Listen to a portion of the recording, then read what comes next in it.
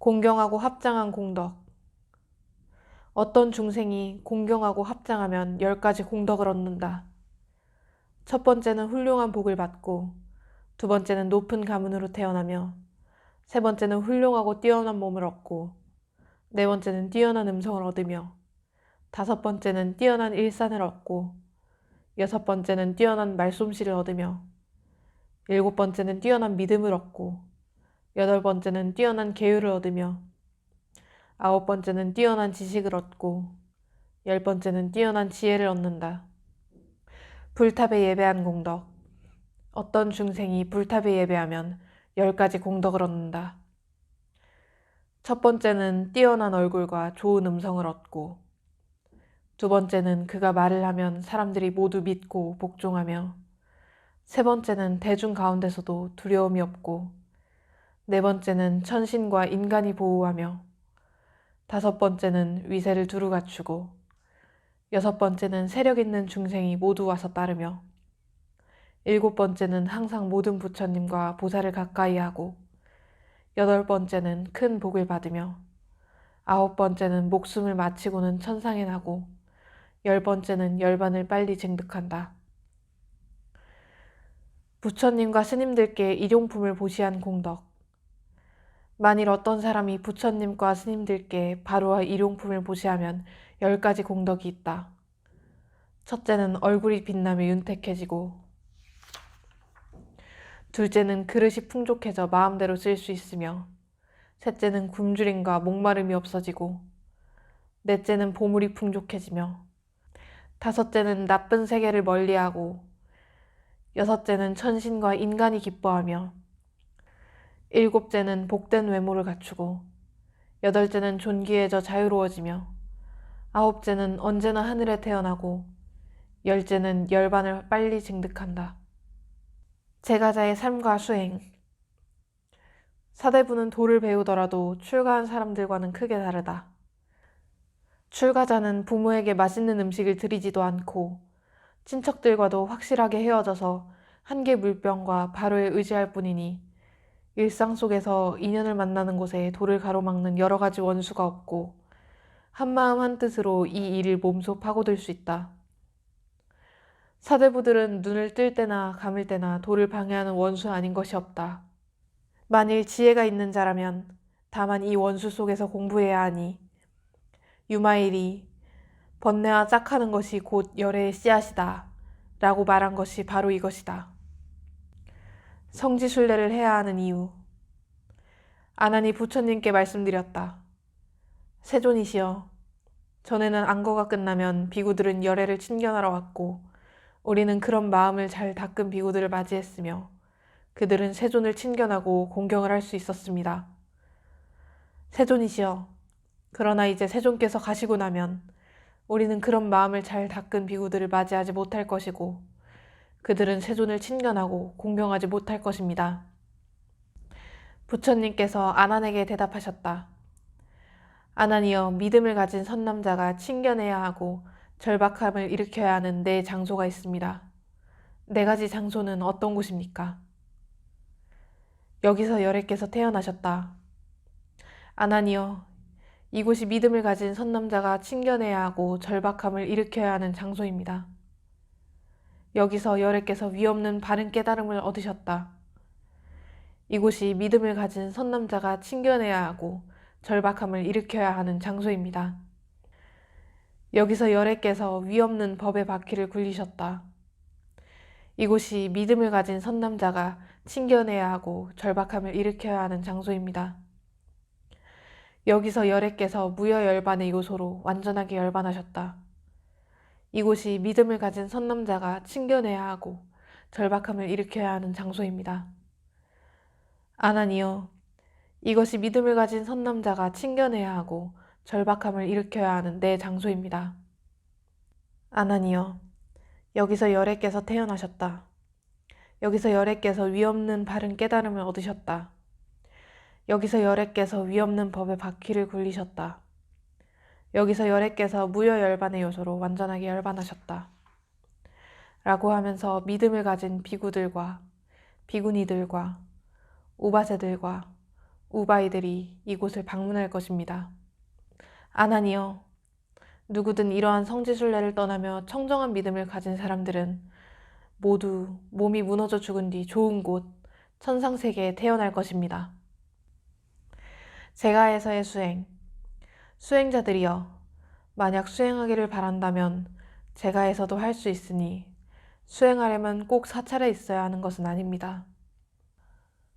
제가자가 집에 있으면서도 잘 수행한다면 저 동쪽 사람의 마음이 착한 것과 같고, 출가자가 사찰에 있으면서도 수행하지 않는다면 저 서쪽 사람의 마음이 악한 것과 같습니다.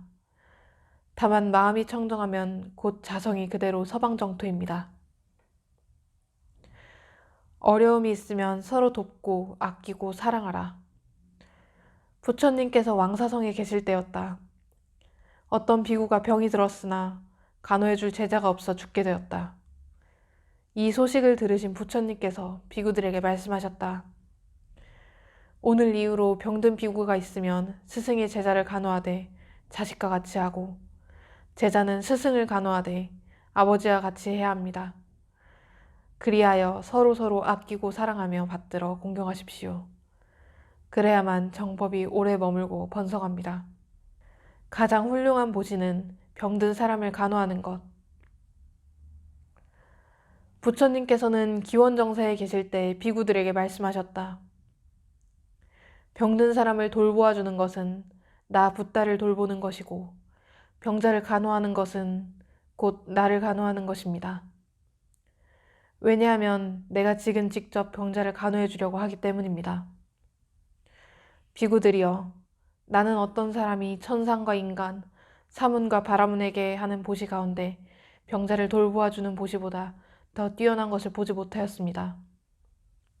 그러니 이 보시를 행해야 비로소 참다운 보시가 되어 큰 과보를 얻고 큰 공덕을 얻어 그 명성이 널리 골고루 퍼지고 감로법의 맛을 얻게 될 것입니다. 그것은 열애, 아라한, 정등각을 말하는 것입니다. 온갖 보시 가운데서 가장 훌륭한 것은 이 보시보다 더 나은 것이 없는 줄 알고 이 보시를 행하면 그것은 곧 참다운 보시가 되어 큰 과보와 큰 공덕을 얻을 것입니다. 그러므로 나는 지금 이런 인연으로 인하여 이렇게 말합니다. 병자를 돌보아주는 사람은 곧 나를 돌보는 것과 다름이 없다. 그렇게 하면 그대들은 언제나 큰 복을 얻을 것입니다. 모든 비구들이여, 꼭 이와 같이 익혀야 합니다. 수행자의 바른 대화법. 비구들이여, 믿음으로 집을 나와 출가한 좋은 가문의 아들들이 그러한 주제로 대화를 하는 것은 적절하지 않습니다. 그대들이 모였을 때 해야 할 일은 법에 관한 이야기나 성스러운 침묵 두 가지뿐입니다. 이 세상의 어떤 감각적 행복과 천상의 행복이라도 가래가 종식된 행복의 16분의 1의 가치도 안 된다. 사람의 혀는 도끼와 같다. 사람이 태어날 때 입안에 도끼가 생긴다. 어리석은 사람은 나쁜 말을 하여 자기 자신을 찍는다. 비난할 것은 칭찬하고 칭찬할 것은 비난해서 입으로 불행을 만들기 때문에 행복을 얻지 못한다. 바른 길을 간 훌륭한 사람에게 증오를 품는다면 그 불행은 무엇보다 크다. 재물이 아니라 법의 상속자가 되라. 비구들이여, 그대들은 내 법의 상속자가 되어야지 재물의 상속자가 되어서는 안 됩니다. 나는 그대들에게 연민이 생겨서 어떻게 나의 제자들이 재물의 상속자가 아니라 법의 상속자가 될 수 있을까? 라는 생각을 했습니다. 비구들이여, 만일 그대들이 내 법의 상속자가 되지 못하고 재물의 상속자가 된다면 그대들은 그 때문에 스승의 제자들은 법의 상속자가 아니라 재물의 상속자로 머문다 라는 비난을 받을 것입니다. 나도 또한 그 때문에 스승의 제자들은 법의 상속자가 아니라 재물의 상속자로 머문다는 비난을 받을 것입니다. 무소의 뿔처럼 혼자서 가라.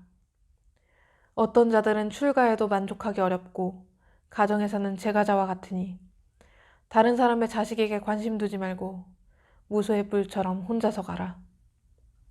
흑단나무가 잎을 떨어뜨리는 것처럼 영웅으로서 제가 생활의 특징들을 없애버리고 제가 생활의 속박들을 끊고 무소의 뿔처럼 혼자서 가라. 만일 어질고 단호한 동반자, 성숙한 벗을 얻는다면 어떠한 난관들도 극복하리니 기쁘게 마음 챙김을 확립해서 그와 함께 가라. 어질고 단호한 동료 수행자, 현명하고 성숙한 벗을 얻지 못한다면 왕이 정복했던 나라를 버리고 가듯 무소의 뿔처럼 혼자서 가라. 우리는 참으로 친구를 얻은 행복을 기린다. 훌륭하거나 비슷한 친구를 사귀되 이런 벗을 만나지 못하면 허물없음을 즐기며 무소의 뿔처럼 혼자서 가라. 금 세공사가 잘 만들어낸 빛나는 한 쌍의 황금 팔찌도 한 팔에서 서로 부딪히는 것을 보면서 무소의 뿔처럼 혼자서 가라. 이와 같이 두 사람이 같이 있으면 잔소리와 말다툼이 일어나리니 이러한 두려움이 다가옴을 잘 살펴 무소의 뿔처럼 혼자서 가라. 소리에 놀라지 않는 사자처럼, 그물에 걸리지 않는 바람처럼, 물에 더럽혀지지 않는 연꽃처럼, 무소의 뿔처럼 혼자서 가라. 출가 수행의 목적. 출가해서 스님이 되는 일이 어찌 작은 일이겠는가. 편안하고 한가로운 생활을 구하기 위함도 아니오 따뜻히 입고 배불리 먹으려는 것도 아니며 명예와 이익을 얻으려는 것도 아니다. 생사의 괴로움에서 벗어나려는 것이요 번뇌를 끊으려는 것이며 부처님 지혜를 이으려는 것이고 삼계에서 뛰쳐나와 중생을 건지기 위한 것이다. 출가자는 재물과 이익을 멀리하고 소박하게 생활하라. 원련선사가 대중에게 설법할 때면 늘 사람들에게 재물과 이익을 멀리하고 먹고 입는 것을 간소하게 하라고 했다. 또 언젠가는 만일 도를 배우려거든 먼저 가난과 고생 속에서 힘써 수행해야 한다. 그렇게 하지 않고는 도를 이루려고 해도 이룰 수가 없다 라고 했다. 원련은 입적할 때 대중을 불러놓고 말했다. 내가 평소 그대들에게 재물과 이익을 멀리하고 먹고 입는 것을 소박하게 하면 반드시 도업을 이룰 것이라고 가르쳤다. 무슨 까닭인가? 모든 죄업은 재물 때문에 생겨나고 모든 더러움은 입과 몸에서 일어나기 때문이다. 나는 일생 동안 재물을 모으지 않았고 대중과 따로 밥을 먹지 않았으니 그것이 내 분수 밖의 일이어서가 아니라 부처님께서 그렇게 가르쳤기 때문이다. 어버이를 작별하고 출가해서 마음을 알고 근원을 통달해 무위법을 깨닫고자 하면 세간의 재물을 버리고 걸식으로 만족하며 하루 한 끼 먹고 나무 밑에서 하룻밤을 자야 한다. 이것이 부처님의 밝으신 가르침인데 어찌 그것을 어길 수 있겠는가. 내가 만일 잘 먹고 잘 입으려 했다면 어째서 세속에 살면서 어딜 가나 마음대로 행동하지 않고 무엇 때문에 부처님의 형상과 옷을 빌려 불법 문중을 파괴하겠는가. 이미 불자가 되었으면 불자다운 행동을 해야 하며 나는 복이 있고 인연이 있으니 마음 놓고 업을 지어도 된다고 생각해서는 안 된다. 그것은 부모와 스승에까지 누를 끼쳐 함께 지옥에 들어가는 일이다. 출가자의 수행과 삶. 출가자란 중생을 위해 자애, 연민, 커다란 서원과 크나큰 은혜를 품고 있는 사람을 말한다. 자애란 언제나 온갖 중생이 편안하기를 바라는 마음이고 연민이란 늘 중생의 온갖 고통을 없애주려는 마음이다. 커다란 서원이란 이 세상 모든 사람과 더불어 참된 진리를 깨닫고자 맹세하는 것이고 크나큰 은혜란 많은 사람에게 아낌없이 올바른 법을 베푸는 것이다. 출가자는 다른 사람들이 참을 수 없는 것을 참아내고 다른 사람들이 행할 수 없는 것을 실천한다.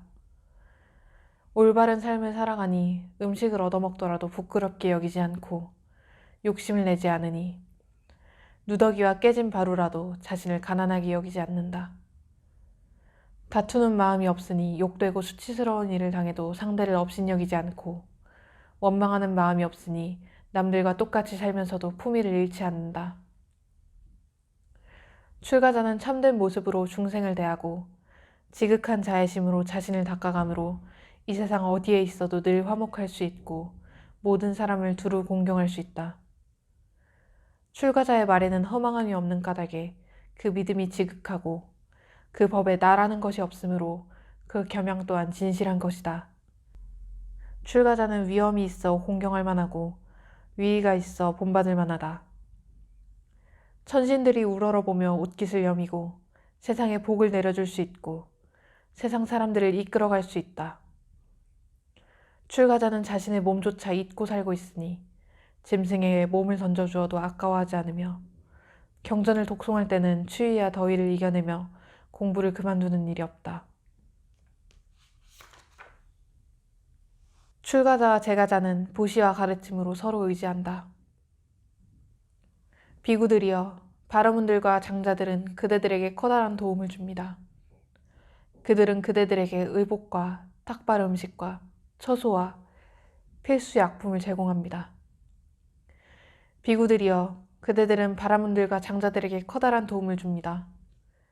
그대들은 그들에게 처음도 훌륭하고 중간도 훌륭하고 마지막도 훌륭한 내용을 갖추고 형식이 완성된 가르침을 설하고 지극히 원만하고 오로지 청정한 거룩한 삶을 보여줍니다.